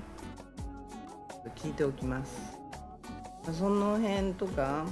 あととにかくマリンスポーツだよね。マリンスポーツのやってる会社と値段ちょっとねインタビューしてこようかなと思っているんだけど、どんな人がどういうふうにだビーチボーイがいないから聞くに聞けないよね、もうね今ね。昔はちょっと歩けばビーチボーイがいて聞くことができたんだけど、ビーチボーイがいないからどこ歩いても本当にいないんだもん、人が。ハート・オブ・ゴールド、そうですそうです。そう本当？深夜さん本当？ハート・オブ・ゴールド、ハート・オブ・ゴールド本当？またよく間違ったこと言ったらいけないからね、私ね。本当にかな、ハート・オブ・ゴールドかな、本当かな。あゆきちゃんとこ調べときます。だといいんだけど、深夜さんちょっとね、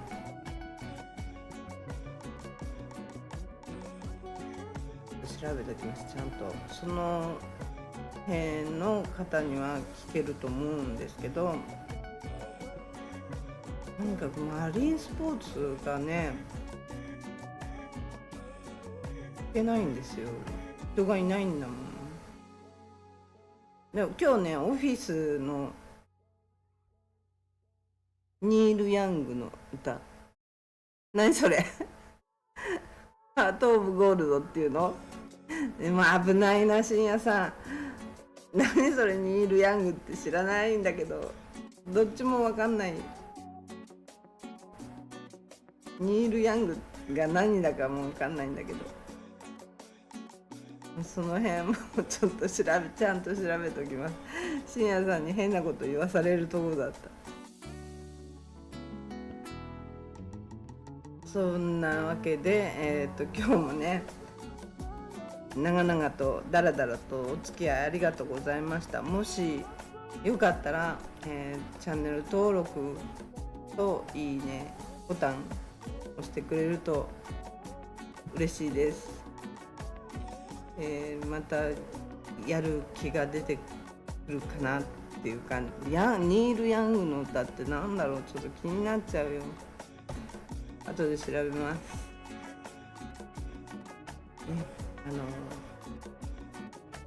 なんだっけ何言ってたっけ忘れちゃった。ち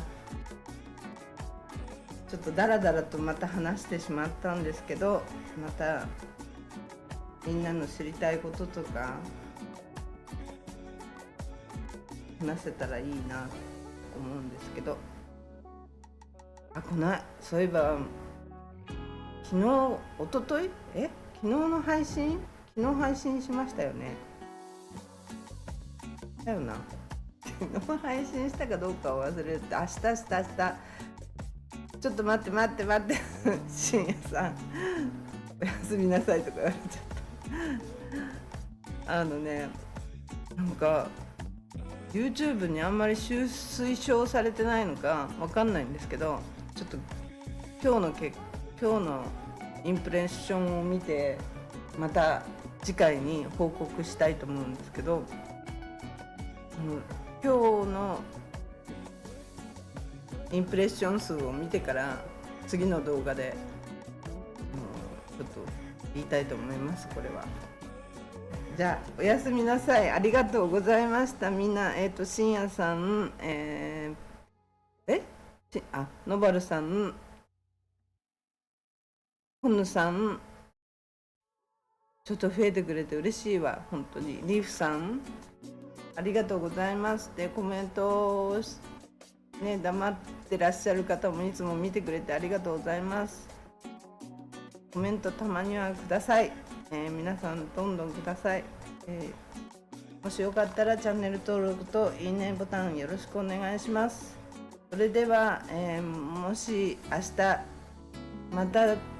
ネタがあればやります。ネタを作ろうと思います。よろしくお願いします。ありがとうございました。おやすみなさい。どうやっていくんだっけ？これだ。